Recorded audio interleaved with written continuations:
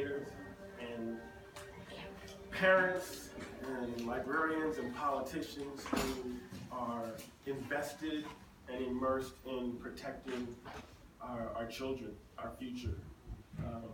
When you happen to have a politician who's also an educator and a parent, like you just got the best of all worlds. and that's what Lisa is. When I met her, well, the way I met Lisa was I was reading I just moved to Maine and Vaughn, and we moved, and we were excited, and it seemed like really like very hometowny and very communal, and we were excited, and I remember not knowing anyone. I think I had met Gus. Gus had come over. Everybody knows Gus. And Celeste, and so I read the Fairfax Times, and there was an article on the mayor of Herndon, who had been a reading specialist. And I was like, oh, cool. I'm going to send her a copy of... He just happens to have it right here. I'm going to send her a copy of my book, Acoustic Rooster, which is about a rooster that starts a jazz band. With Duck Ellington and Mules Davis. and so the first person who comes up to me with proof of a $100 donation will get an autograph. We'll get that copy. And so I said, let me send it to her. And so I sent it to her. And did you write me back? I wrote you back, and then I started stalking you all over. Immediately. Back, and I had no idea, like I didn't know, like I wanted to meet her, but we didn't set up a time to meet. And so anyway, I was going to the farmer's market one day in downtown because I didn't have a job. I got laid off from my job and arrested, and so to make money, I was selling copies of Acoustic Rooster at farmer's markets. It was my wife's idea. I thought it was like, beneath me. I'm an author. And so, I made about $1,000 a day.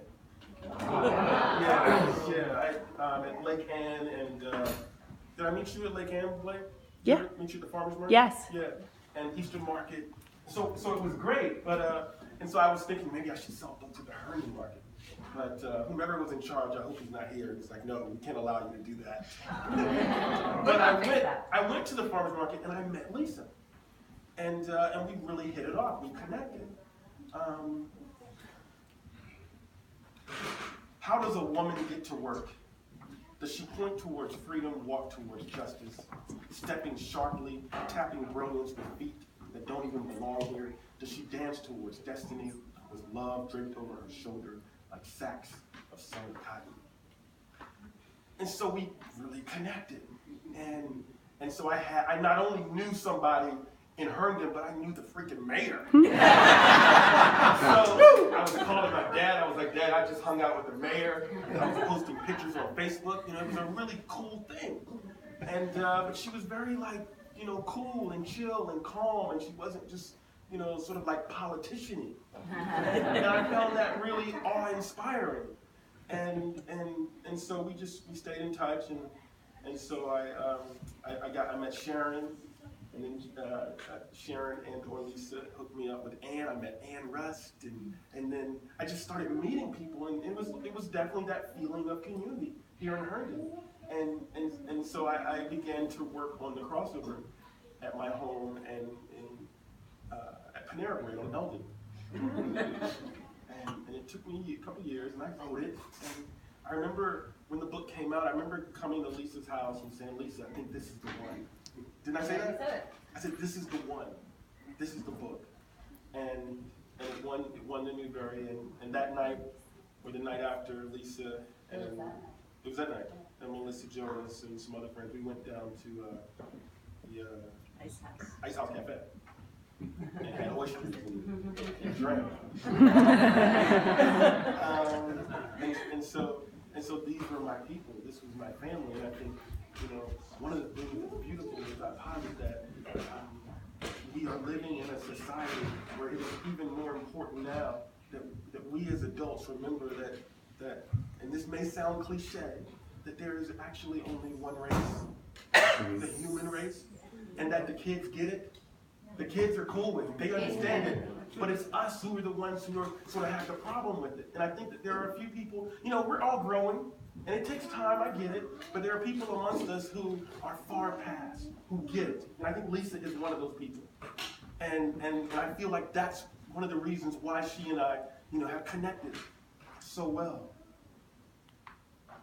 With your silver smile and crystal gaze. There's a bumper sticker. All I can think of is I have to follow this. Your husband looked at me like, what is he saying?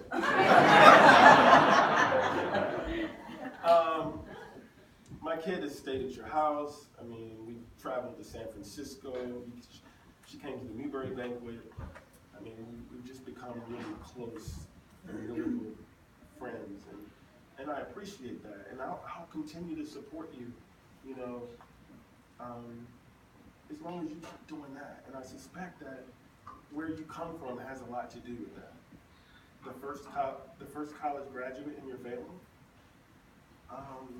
that's major. And so I challenge you to keep doing this work. I challenge you to be authentic, to be real, to be honest, and to remember all of our children as you do on a daily basis. And I thank your husband and your family for continuing to push you and support you in what you do. I have your back, and I mean that with my heart. And so congratulations. And yeah, I have like one of each book, like I have first editions. So, if you give like major donations, like 200, 500, 1,000, 5, whatever, come up to me or, and Kwame, I just did this. And I'll autograph the book for you. Like, there was a time where that meant nothing.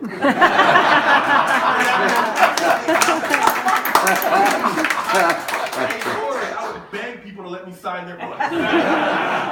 And now, like, the first edition of the crossover just sold for $20,000.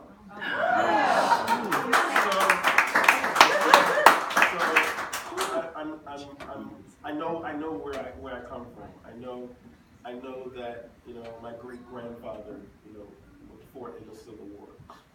My great grandfather fought in the Civil War for the Union. I know that my great grandparents came from Ghana. I know that they came here unwillingly. I know that my father and mother are from Chesapeake, Virginia, and found their way to Columbia University to get doctorates. And I know that because of them forcing me to read books, I stand here today. I know that because of my wife and my daughter, I was able to find a way to figure out a way to have the patience to figure out a way to make this writing a life. I know that it's because of friends like Lisa, who knew me way before all this, that I am grounded and remember who I am, and I don't get a big head, and that makes me who I am. And so I thank you all in Herndon for supporting and encouraging me, and I thank Lisa for continuing to be my friend.